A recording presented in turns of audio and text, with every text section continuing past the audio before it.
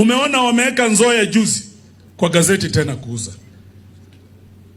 Pan paper waliuza paka saa hii. Ukipita pan paper leo hii, ukipita pan paper hauamini. Walianza na hiyo kizungu, tunatengeneza. Serikali ya Kenya Kwanza ilisema siku 100 factory mpya, mtalipa wafanyikazi, mtalipa madeni ya farmers. Jarmeni mfanye hiyo. Ezeke huku si Nzoia sendi mota. Mohamed Didmas aulile wambolela no huli Bungoma. Olipati leader wange kakusia pan paper. Na abelo olinjam records. Eugene Nina Kecha minister. Pan paper ilikuwa imeuzwa. Na wale viongozi tulikuwa nao wakati huo. Sasa na kuomba Mohamed Didmas wale bakujunga balala ni bora kendanga nabo. Na mimi niambie watu ya Tongaren, mimi niko na heshima kubwa sana kwa viongozi wote. Wakati mwingine ukiona mimi nikitaja mtu, it is because I'm also defending myself from an unfair accusation that those who work with them label me. Sababu mimi ninatafuta kiti ya governor ya Bungoma. Mimi ni saini mjumbe ya Kimilili. Sisi ngoje watu tu wakuje wanitoe kwa kiti kama msichana ya kuolewa tu ya kuchukuliwa hapa na kupelekwa kwenda. I have to defend myself, and we have to be factual.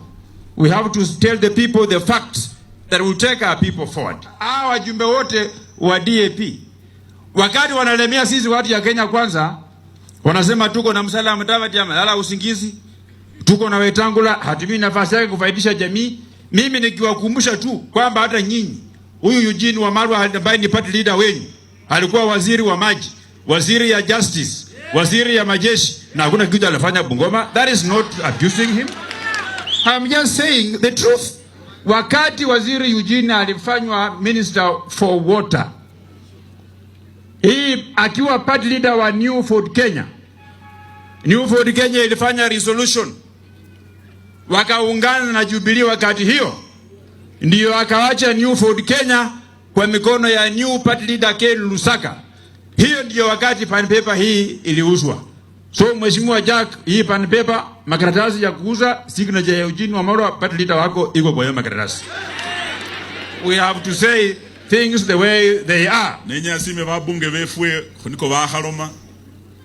Nembaro Mohamed Didmas basi bamuchibile se muchiba tawe. Nali ngo mwana wa sekisiasa sembinga na naeta.